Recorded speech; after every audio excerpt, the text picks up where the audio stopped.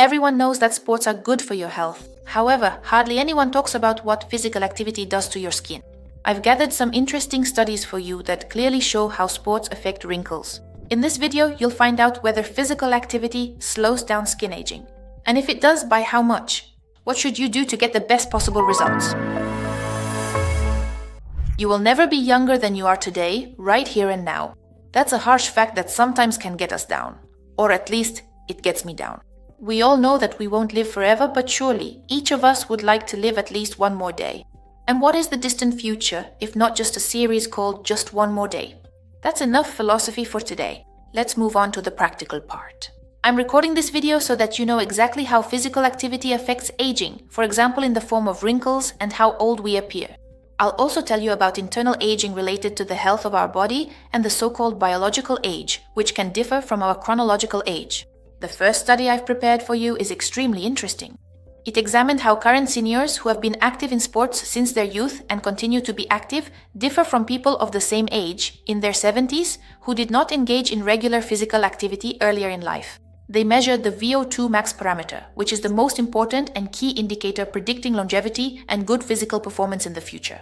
It turned out that if someone exercises regularly throughout their life, even at the age of 70, they can have the same physical fitness as an average 40-year-old, which means a difference of as much as 30 years. An absolutely spectacular result.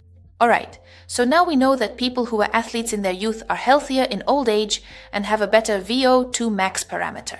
But I know you're not a professional athlete, so let's come back down to earth and talk about more relatable situations. What exactly does exercise do to the body? Fortunately, research doesn't disappoint in this area either, and is generally available for anyone to read. I came across a large analysis that compiles scientific studies on the effects of exercise on the body and presents all the benefits in one place.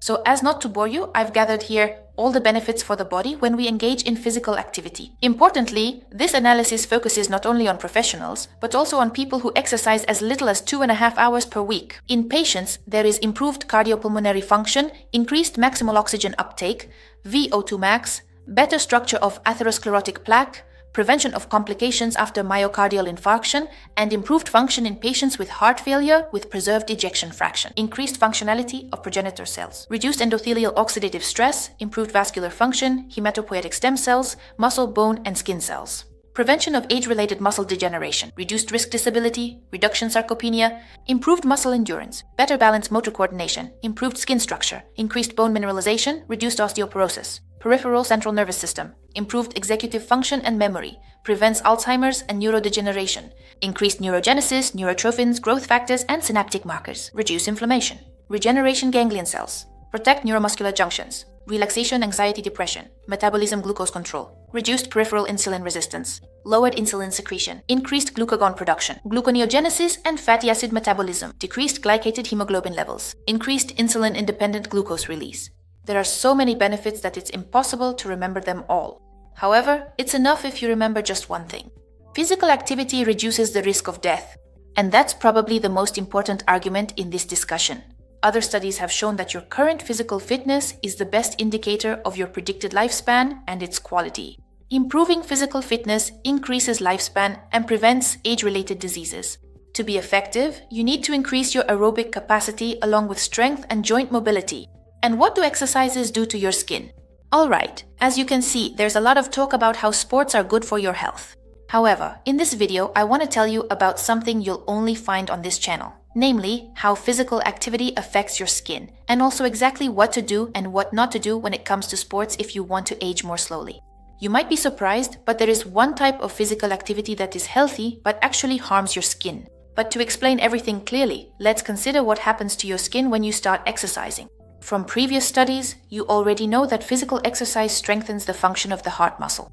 Increased blood flow improves oxygen circulation throughout the body, which means the skin receives essential nutrients, making it look more hydrated and healthier.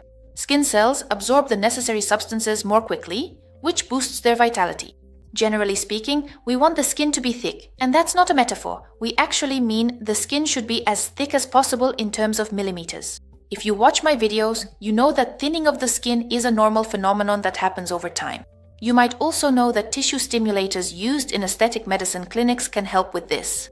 However, there are also studies that show that regular exercise, especially 4 hours of aerobic training per week, helps to limit this process by reducing the thinning of the stratum corneum compared to a lack of physical activity.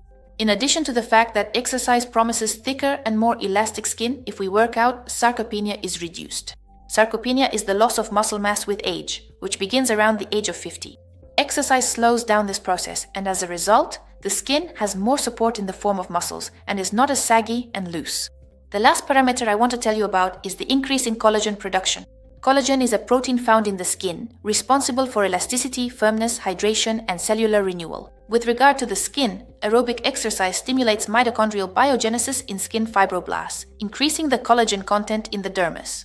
Interestingly, even a single exercise session can induce changes and, over time, improve the physiological properties of the extracellular matrix, which consists mainly of water and collagen. And that last sentence should convince you to do at least just one workout. Because while a single workout probably won't improve your fitness, if you ever feel lazy, just think about the physiological properties of the cellular matrix and your motivation will come right back. I know this video is mostly about discussing research, but once I delved into this topic, it was hard to stop. I have just 2 more studies for you, but they're probably the most important ones you can actually apply in practice.